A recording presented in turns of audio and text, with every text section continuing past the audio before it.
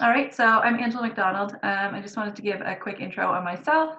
Um, so I am from corporate finance. I have a background in accounting. I have my CPA designation and my MBA from St. Mary's. And now I have experience in biotech and retail, construction predominantly. But now I have my own company doing contract CFO services and consulting with entrepreneurs.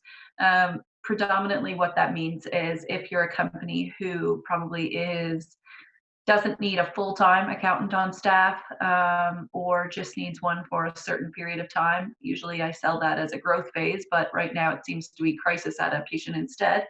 Um, then I would step in and help you out. Um, so we're just going to jump into it. What we're going to do today, I'm going to go very quickly over some federal and provincial programs that are available, and then I'm going to talk about budgeting. That's probably where a lot of the questions are going to come in with the forecasting piece. And I really, if you guys have any questions, please feel free to reach out. I've left quite a bit of time in the presentation so that you can ask specific questions to your business. One thing that I'm noticing with businesses right now is around fear. Obviously, when there's a lot of uncertainty in the economy right now, nobody knows what's going to happen. So the purpose of this presentation and the purpose of talking about the budgeting and forecasting is really to try and eliminate some of the fear. I can't tell you exactly what's going to happen, but hopefully if we plan a little bit, then that will take a little bit of the stress away. So we're going to talk about kind of just a PSA. We're going to talk about just the business programs that are available. And there could be ones that I'm missing. So some of the ones that I thought, some of them, the funding applications have ended, or some of them that may not be applicable, they're only applicable to very few people.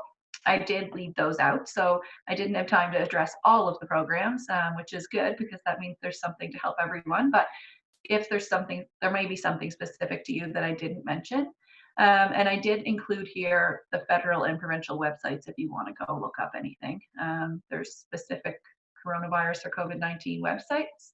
And I don't really talk about any of the personal programs. So something that you would use just for yourself. So we're just going to jump into the federal stuff first. I'm just going to check to see if nobody wants in. Okay. So from the federal front right now, obviously we all know about the CERB funding. That's the $2,000 a month if you're losing income right now, and you can earn up to $1,000 in that month. But also there's deferred income tax. So typically, if you're employed, you would have to have your income tax done at the end of April. If you're self-employed, it would be mid-June. So the self-employed portion, which I believe most of you that I'm talking to today, is still June 15th. The important part is that if you owe tax money, you don't have to pay it until September 1st. So even if you file your taxes, normally that April date, you would still owe your tax money, but that's pushed out to September 1st. Also, if you're a business who is registered to pay HST, you still have to make your claims, but you also don't have to pay those until June 30th. So typically, the end of April, there would have been a quarterly remittance due for HST, and that's not now due until June 30th.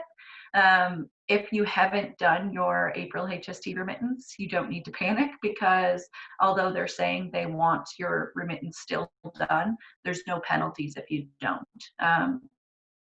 So I'll tell you that you have to do it, but if you haven't and you've just got overwhelmed, then that's okay too. Just get it in as soon as possible. A new program that was put out was the Canada Emergency Commercial Rent Assistance, and we heard a lot about this recently. This is really federal rental assistance for companies who are pretty well completely shut down. You have to show a 70% loss in income over the period. So what that is if you can show a 70% loss in income, the government will come in and fund 50% of the rent. The renter or the business would pay 25% of what they should owe, and then there would be a 25% loss to the landlord. So the idea is that your business is losing 70%, so the landlord's probably going to take a little hit as well, but that the government will come in and cover 50% of the costs on that. There's also the wage subsidies. So the big thing, obviously, everyone's been talking about the wage subsidies, and if you have employees, you probably know about them. If you are a business who pays yourself in T4 wages, so even employers who it's just a one-man shop, as long as you would get a T4 at the end of the year for your wages, you would be able to claim for employer wages, like for the ownership's wages as well, up to a maximum amount.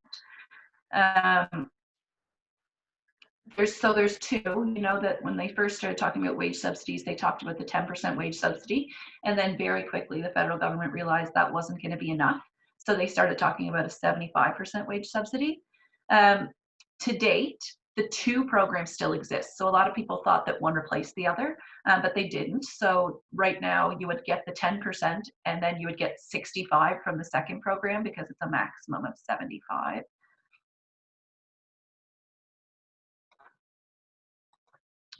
And just within the wage subsidy, because that's usually the biggest sticking point, it's one of the biggest programs, so it's usually where people have the most questions. With the 10%, you don't need to apply and you don't need to have a loss in income. So even companies who are maybe doing better than they would have been, they still qualify for that temporary wage subsidy of 10%. And that's basically an immediate savings, because if your 10% wage subsidy is $100, you just pay $100 less in wage remittances for that month to the government. For the 75% wage subsidy, you do have to show a certain decrease in revenue. So the first month, which was the March time period, was 15% because it was only half the month, and then 30% going forward. It runs March 15th to June 6th, but since I put this together, they announced an extension on that program. And I believe they're looking at the end of August for the wage subsidy. So assuming that the business will continue to show decreased revenues through August, they would be able to continue to get that 75% wage subsidy. So the 10% is probably going to end, but then instead of 65 for the larger one, it'll go up to 70 because you're not getting the 10 anymore. If anyone has any questions, feel free to throw them in the chat. So quickly, just a couple more of the federal programs. The Canada Emergency Business Account, which is the first one listed here. That was one that a lot of people got excited about because it's interest-free money. So it's $40,000, and that's typically so for the typical CEBA, you went to your financial institution. So if you had your bank accounts at Scotiabank, you would go to Scotiabank to get that loan, but it's federal money just pushed through Scotiabank. So it's $40,000 interest-free until December 31st, 2022. If you don't have it paid back by December 31st, 2022, it goes to 5%. If you do have it paid back by December 31st, 2022, you get to keep $10,000 as a grant. So the specifics around this one is that it's for working capital. So it's supposed to be to cover payroll, to cover your rent, to cover expenses that you can't defer. Just today, actually, so they announced last week or maybe the end of the week before that with this one, you needed to have T4 payroll costs. So what that means is that even if you were the only employee in your business and you paid yourself $50,000 a year, if it was sole proprietor income or taken as dividends, you didn't qualify because you didn't issue a T4. You didn't have a payroll account with CRA. You had to have $20,000 in actual payroll costs. So they announced last week that they were going to push one out that was through a COA, but there was no payroll requirement. So small business would be able to qualify as long as they could say that they had costs they couldn't defer and that COVID was negatively impacting their company. The application actually went live this morning. I went and looked. I've been checking for a couple days every morning, and it went live this morning. So if you go to the CBDC website and choose whichever one's applicable to you. So if you're in Eastern PEI, the Montague office. If you're in Western PEI, there's a Western, and then there's a Central office as well. And if you're not in PEI, there's a CBDC wherever you are. So Now you can apply for that $40,000 if you didn't pay payroll, if you weren't applicable for the first one. You do have to say, you know, that you couldn't get that funding in the first place, that you're not able to get the one through the banks, and then you can get it through CBDC. So this is a pretty big deal because that's going to help a lot of people who are falling through the cracks of the other programs because they didn't have payroll costs. And I actually went through the application before this call on purpose to see what it was. And you do have to be a business before March 1st, 2020. You're not required to have 2018 or 2019 statements. They ask for financial statements if they're available, but it's not a requirement. So if you're a brand new business, you wouldn't have to have that available to qualify, but they do want to see it if you do. So there's also business credit availability program through BDC and EDC. That's working capital loans as well. The Regional Relief and Recovery Fund, part of that is the $40,000 through the CBDCs. It's funneled through that program. There's also a part of that where there's just working capital financing of up to $100,000 per company. So that program is the one that's being funneled through CBDC and ACOA, depending on what you need. There's multiple streams of that. There was also an increase in summer jobs. And I am getting some questions on this because now people are realizing, okay, we're allowed to be opened and we need extra staff because we have to clean profusely compared to normal, or we have to count the people coming in the store or whatever it may be. And the applications for those programs have actually ended. So if you're seeing, they actually closed on May 15th. And if you're seeing that you need somebody, I would just call your MLA's office and voice that. There's not really a program to apply to, but now that things are opening and people are realizing, you know, I probably need double the staff that I normally have, and I'm going to make half as much money as I normally am during that time. That's an important thing to voice, and that could result in something if that is the majority feeling of the business community. So I would still push people to kind of voice that even though the programs have ended. There's also specialty programs for access to credit, which is really the programs where they're setting up special circumstances for people who are falling through the cracks. So with the Startup Zone community, for instance, there's a lot of early stage companies who, you know, they're pre-revenue, so they can't say they're losing a certain amount of revenue or things like that. I've listed a couple here, but there's one through IRAP, so that's for early stage. If you're a young entrepreneur, so I believe their cutoff is 39, Futurepreneur Canada is given extra money to lend at this time. And then there's the Women in Business Fund that's going through the WES ecosystem, which was a program that was pre-COVID, and now this is kind of just how they're trying to use existing ecosystems to push money out so that they don't have to recreate the wheel. It's been announced, but there's not a lot of detail about it other than that there's money going to be available. And it was really only announced a week ago. So I'd say there's probably more coming for that. So we'll just kind of keep an eye on that.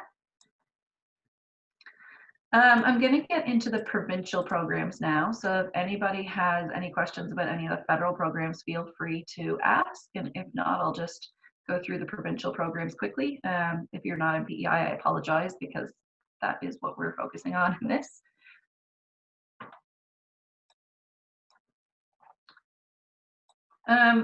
So the first one is really a small fund. It's the Broadband Fund for Business. And the reason that they extended this is because it helps with internet connectivity. So it's installation of the infrastructure you need. So it could be signal boosters or things like that. And it covers 50%. The reason that I'm mentioning this is obviously because rural PEI internet is not greatly known to be highly workable in some instances. So they've really pushed this as a way that if you need help with your internet to make it suitable to work from home, they will fund 50% of that. There's also a commercial lease rent deferral that was really only put out waiting for the federal program. So now the federal program is available. The Business Adaptation Advice Program, I just want to talk about this for a minute because the deadline has been shortened. So what that is it's 100% coverage up to $2,500. So Innovation PEI is funding this, and it's $2,500 grant money covering 100% of costs.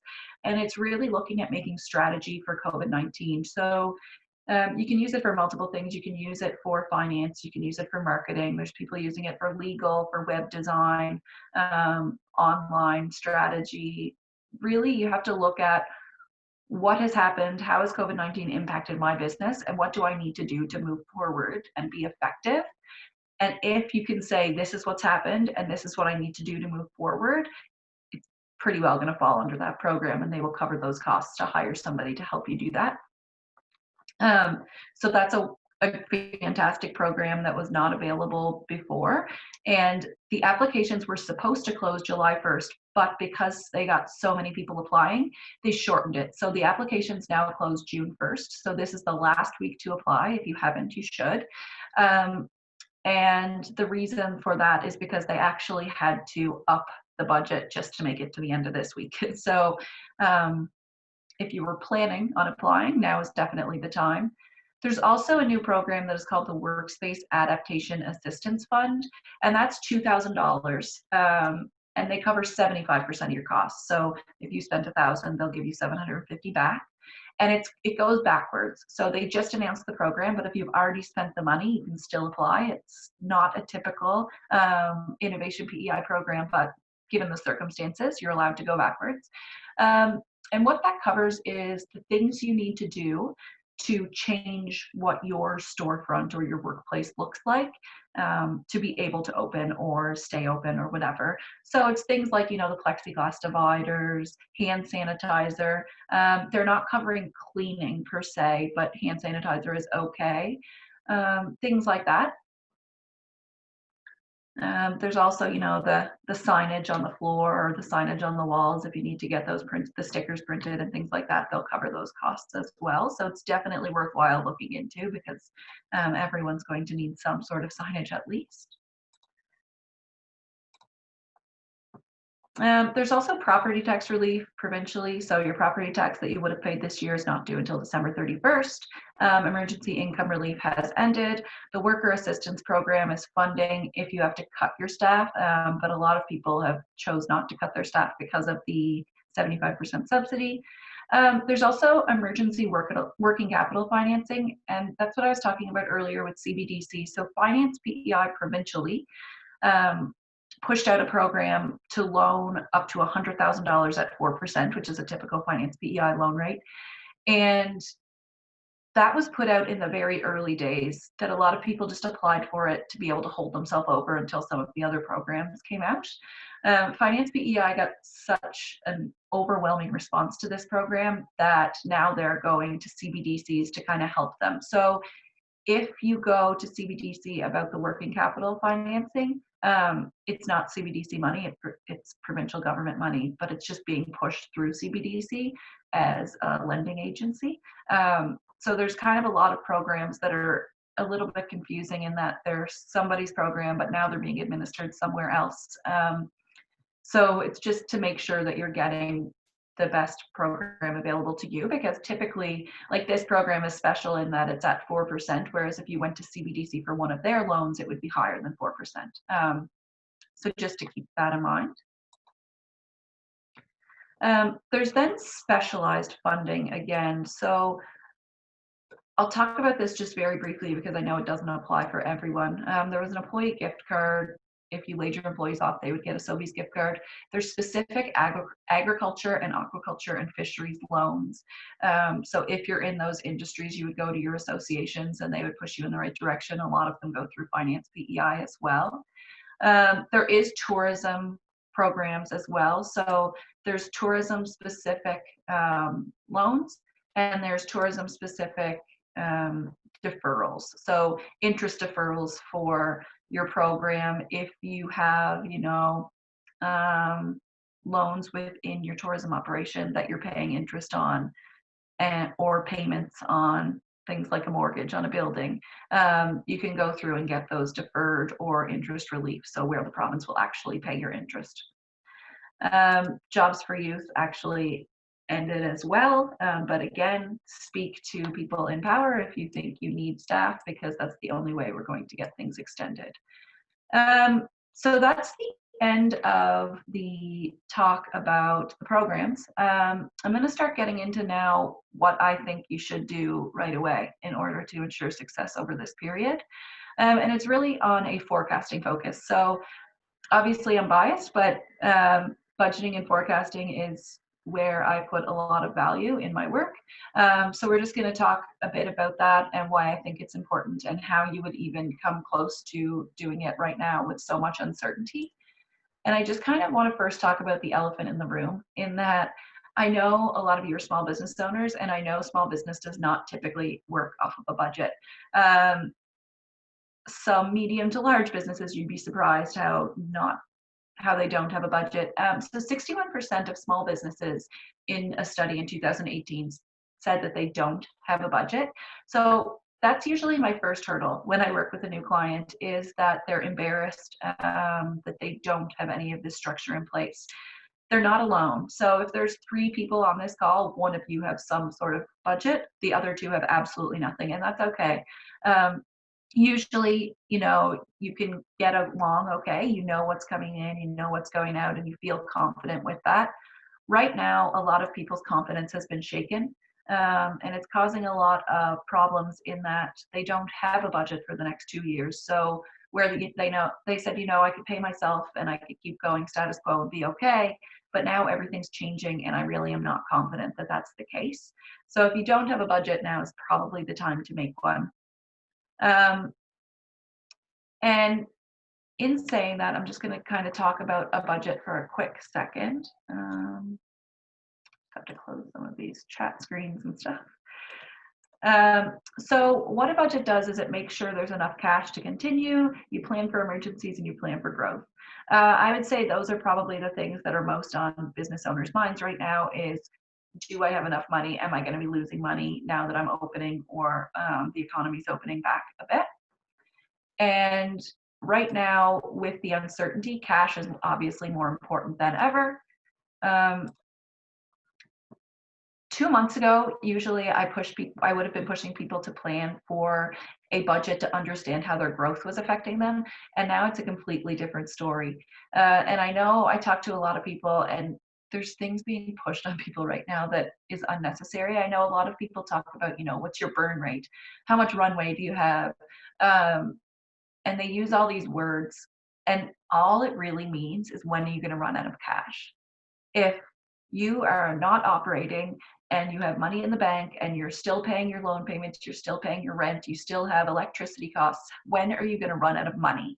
And right now, that's a really important thing to understand. So if you do or don't have a budget currently, the first thing to consider is that you do have information. So you've been in operation probably for a few months at least. What did expenses look like in those few months? What can you draw on? Did you have an original budget? Although it feels right now that you'd throw that big plan or big budget idea out, don't. You may have a way to still get there, or if nothing else, you have a way of starting with your current budget and saying, okay, this was the original plan. What might it look like going forward? And then really taking a look at the economy in your industry. So there's a lot of people talking about a lot of different things. Maybe your industry is making medical masks, so you can't listen to what everybody else is saying about the economy because you're probably doing okay. Really take a look at what you expect to happen in your industry and what that looks like going forward. Just try not to recreate the wheel. Don't make extra work for yourself. So look at the information first that you absolutely know you already have. And then to ensure you're taking advantage of the programs which have been put in place for you. So that's why I talked about the funding in the first part of the business. And now we're going to get into the specifics on what to do. So we're going to look at a scenario analysis. And it's really important that I tell you that I totally understand. I just told you that I know basically none of you have budgets in place, and I'm about to ask you to make 3. I understand how daunting that might sound, but I'm just going to walk through a restaurant example and tell you why I'm asking you to make 3 budgets. So in a scenario analysis, you're looking at different options for the business going forward, different scenarios, what's going to happen. And with that, I'm really pushing on a worst case, a best case, and somewhere in the middle. So maybe for a worst case scenario, I'm just going to look at the restaurant here. So I have a Charlottetown restaurant. Worst case scenario, restaurants are required to be completely closed or only offer takeout until the fall of 2020. So in that scenario, your staffing requirements would be pretty low because you're either completely closed or you're only offering takeout. So maybe you only need, the kitchen staff and one person taking orders out to cars and getting money. Then we look at option number 2. Restaurants are opened in June, which is what's expected, but they have major restrictions. So right now they're saying 50% capacity, but then they're required to be takeout only on and off for the next 18 months. So this would be the scenario where we look at second waves of the virus coming in, and all of a sudden they say, okay, listen, restaurants shouldn't be open now. There's more cases coming. We're closing again. You're takeout only. There's a lot of uncertainty in that. So what does that look like if you have to be opened and closed? And are you going to be able to have enough staff to open and close and keep taking people on and then lay them off again, or whatever that might look like in your establishment? And then the third option really is that restaurants are opening as expected in June with restrictions. They're slower than normal because, the population, the tourist population isn't here, or people aren't moving around as much as they usually do. But maybe, June and July are usually your busy season, but maybe you're running like a February. Maybe you're running like your slow period. So you're looking at these 3 options and writing out a budget for each one. Now, first of all, you don't need a fancy computer software to do this or crazy computer skills. I'm going to tell you that Excel is the best way to do it.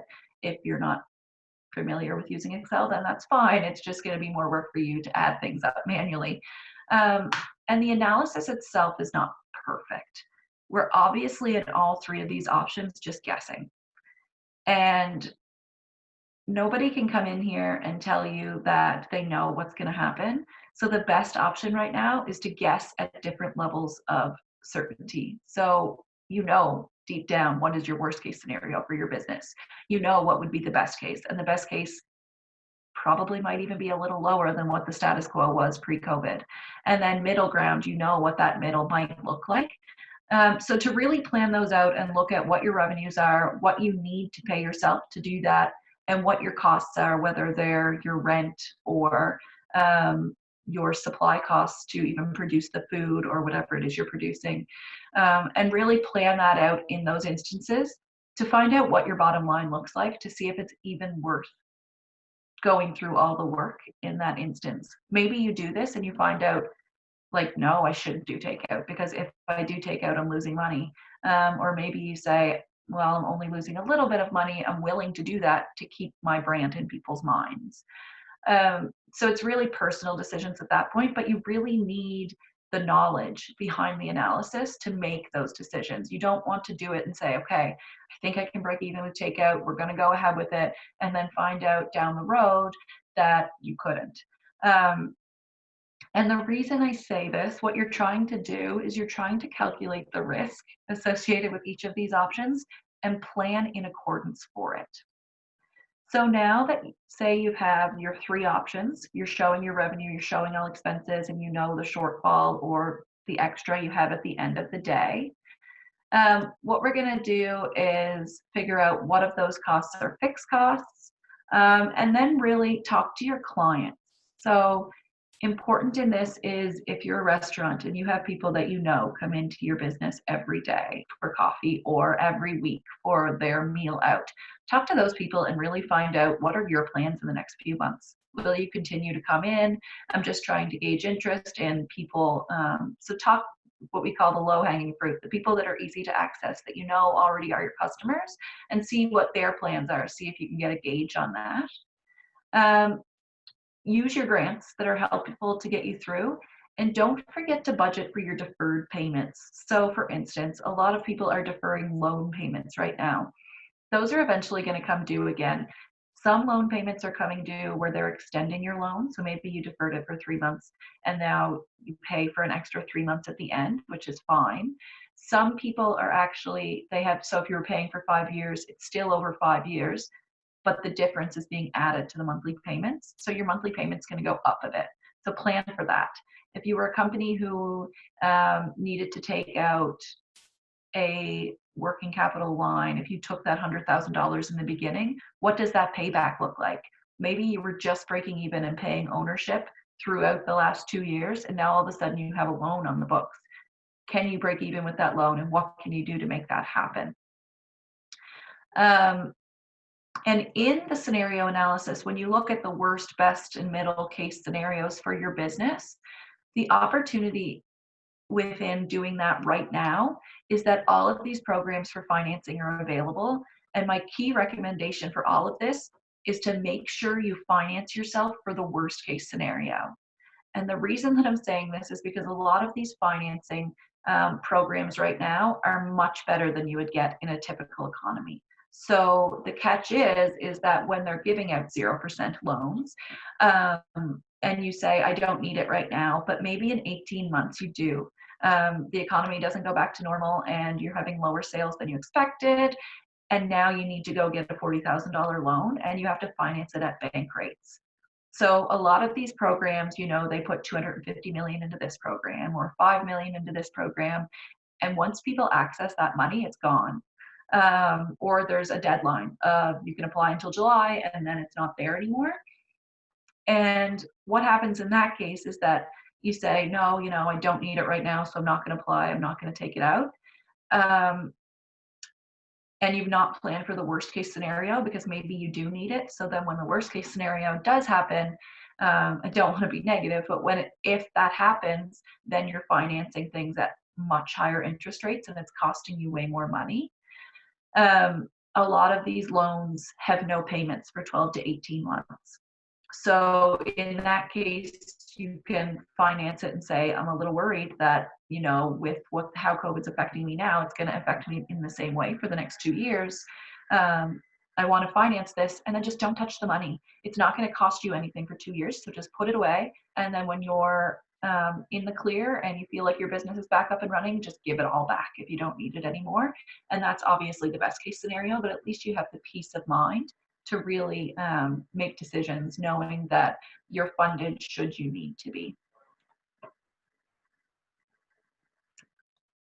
So that's the end of my presentation. If anyone has any questions, I'll go find my chat again. Feel free to just talk to me. You don't need to use the chat. Turn your cameras back on and we can have a discussion about what this looks like for your business. I know a lot of people now are starting to panic about the operational plan and what that looks like, and the fact that implementing the operational plan is going to cost them a lot more money than they anticipated it, just with the requirements of what you might need. So if there's anybody has any questions, feel free.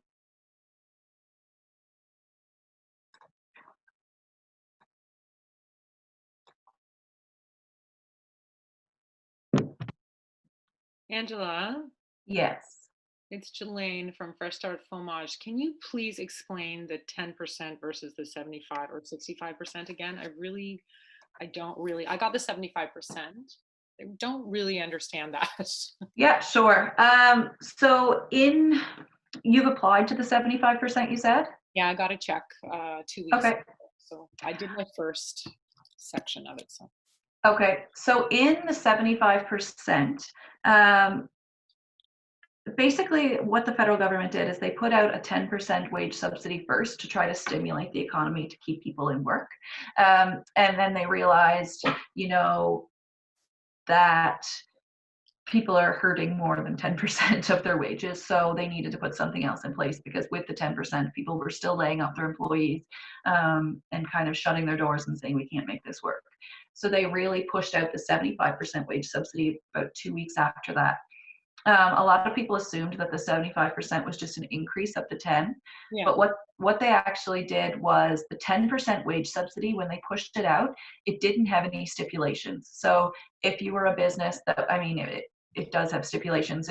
you can't get it if you're a gigantic corporation. But if you're a normal size business, you could qualify for that. You didn't have to show a loss in sales. And when you make your payroll remittance, say you owed $2,000 a month to CRA for payroll remittance, and you paid $100 to an employee. So if you paid $100 to an employee, for easy math, you would get $10 back from the government. Mhm.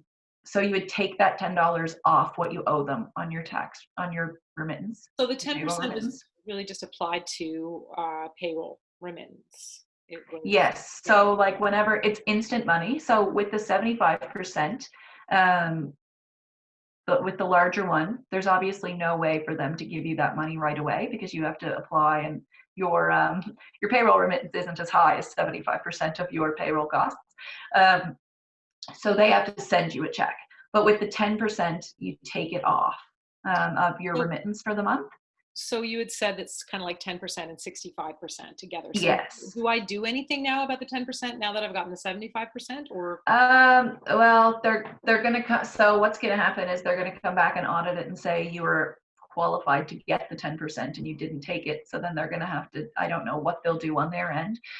Part of the application is for the 75 is asking you, do you qualify for the 10? And what you would do there is you would say yes and write in how much you qualify for the 10%, and then they would just short pay you so that you'd get to keep the 10 right away, and then they'd send you a check for the 65. If you said no, and I don't know what they'll do on their end, but I know like CRA is going to audit all this stuff, right? So they're probably going to come back and say, here's the people who didn't use the 10%, why? And then they'll have to shuffle money on their end somehow. Yeah, I think I said no for some reason, because I Yeah. didn't know. I was like, you know what? I don't know what this is. Yeah. Okay. All right. So I don't need to do anything right now. Just wait and see how the cards fall, basically, right? Yeah. I mean, at the end of the day, you're going to get the same amount of money from them. I just don't know what they'll do. Like if they'll have to do something to switch around where the money came from. The only benefit to doing it the other way is that you get to keep your money as opposed to sending it to them and getting it back. If that makes sense. Right. Okay. Okay, great. Thank you very much. And I see Amy asked a question as well. Would you recommend inviting currently unused loan money in a higher interest? Investing. Would you recommend investing currently unused loan money in a higher interest savings account? So if you don't need that money, if you don't need, like if you have the 40,000 and you don't need it right away, but I would argue that you don't know that you don't need it right away. Like you could say, my business has been negatively impacted. I could very well need this 6 months from now. I would park it somewhere where it's not in your regular operating account. So if you have to open another, even like just park it in a tax-free savings account so that you don't see it every day, so that you're not tempted to think it's your money. And if it makes you some money in the meantime, then that's a bonus. Amy, does that answer your question?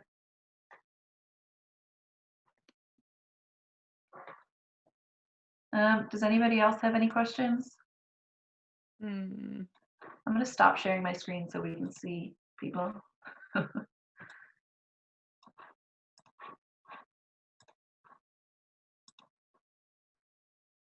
You guys are a quiet group today. I have another question. It's Jelaine again. Yeah. So it's been really hard to, I'm so glad that with the wage subsidy that I didn't have to give a lot of like technical information, because what's happened with my business is I make a food product, and we got into Sobeys Atlantic in November, which like greatly increased our sales. So we basically shot up, and we were online to double. We had doubled last year our sales, and we were going to easily double them again this year.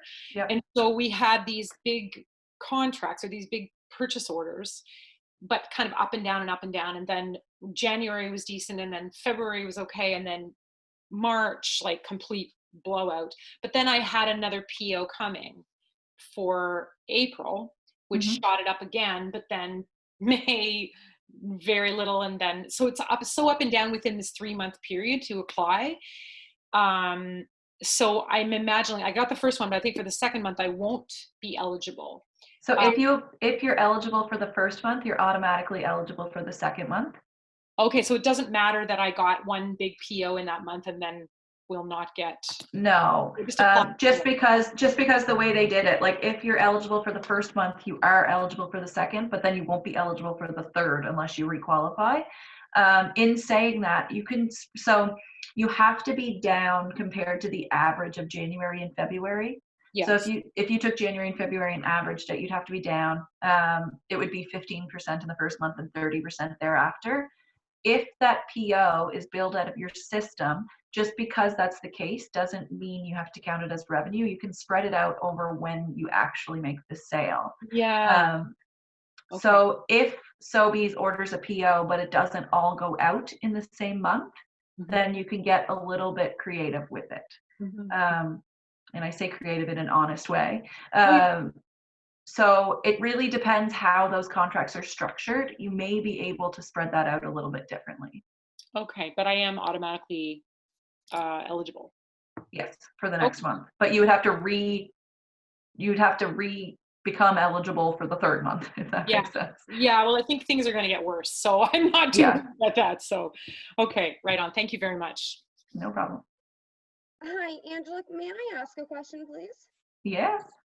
Wonderful. So, and maybe you've already answered this and I've missed it. So I am currently working, but if I get laid off because of COVID-19 in the next month or so, am I eligible for CERB if I'm not for EI, or is there going to be an end date for CERB? There is an end date for CERB, but I would suspect it's probably going to get extended. I can't confirm that. But if you got laid off now, you would go through for CERB right now, and then you could get pushed to EI. But like if we just think about this logically, there's going to be a lot of tourism establishments that don't hire all their staff back. So there's a lot of people who work June, July, August, and then don't work the rest of the year who aren't going to be able to work June, July, August this year. So I foresee that the EI system is going to change drastically for this year because they can't leave those people, once their EI runs out, they have to be able to make ends meet until next June. Thank you. And there has been discussions around that I've heard political leaders make, but there's been no announcement of what that might look like. And I mean, I suspect it will be, let's see how many people this is going to impact before we roll something out, but there'll definitely have to be something in place.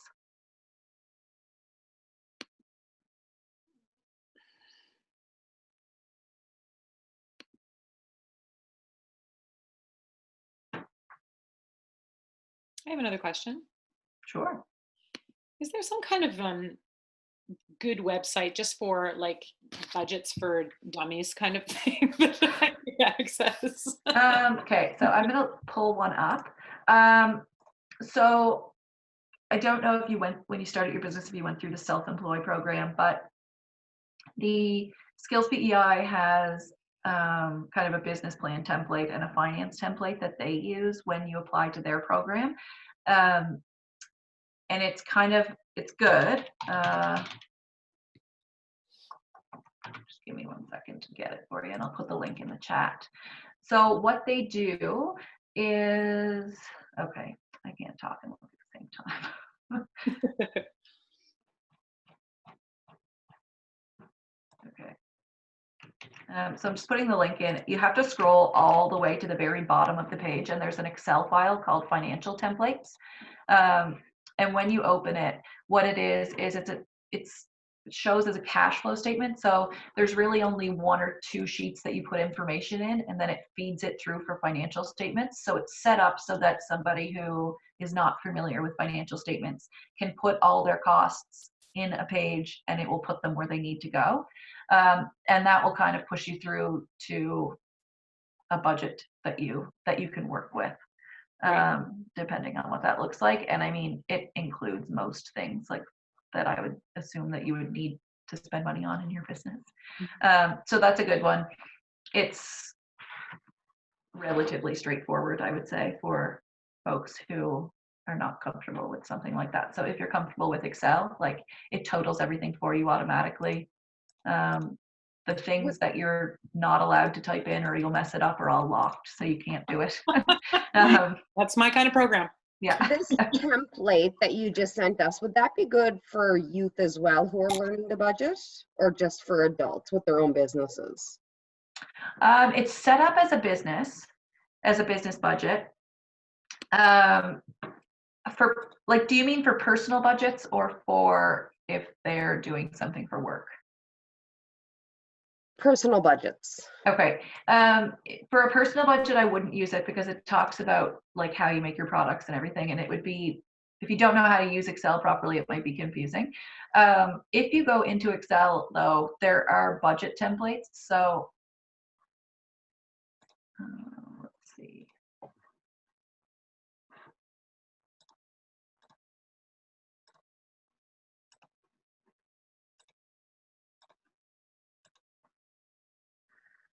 Okay.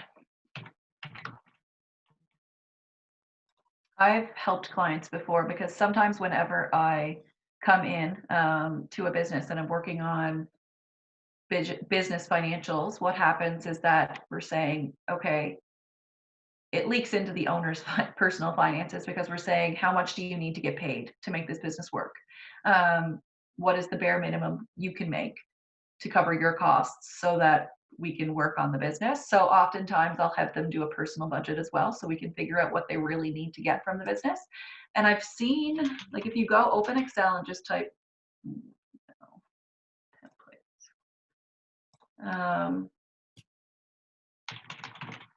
there's a budget one that I really like.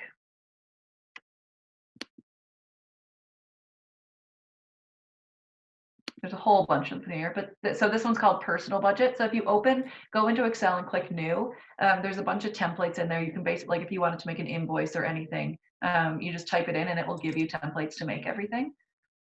But this is a good one because you can go in, like it asks you your income. So you put like job 1, job 2, how much you make a month, what your expenses are, how much you want to save, and it gives you a summary of stuff. So there's some on here like this that is what I would recommend over what I just shared with you for the business side.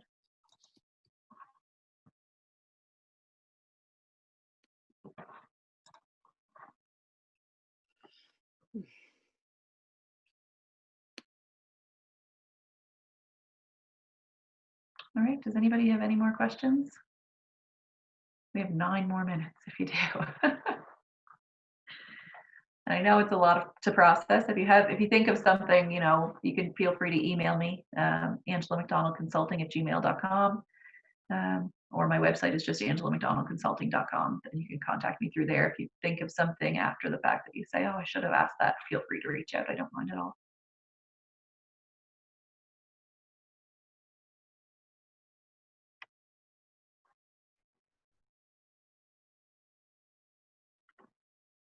All right, if we don't have any more questions, we might wrap it up. If anyone else has anything last minute, let us know. But yeah, otherwise, Angela, if you want to send that email into the chat, just so people know how to contact you after if anything else does come up.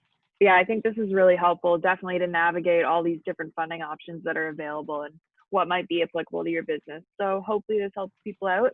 Again, if there's anything else the Startup Zone can do to help, let us know. Angela is one of the specialists at the Startup Zone now. So if you are a Startup Zone company, you can connect with her through there. And if you aren't a Startup Zone company and want to learn a bit more about that, you can feel free to reach out to our team too, just at info@startupzone.ca. But yeah, other than that, Angela, if you want to end it off here, if you have a few last words to say, otherwise I think it was really helpful. Perfect. Awesome. No, thanks for having me. Yeah, I think the biggest thing right now is really trying to take some stress away from business owners. I think the uncertainty can be crippling, and kind of trying to plan out what it might look like, even though it's not perfect.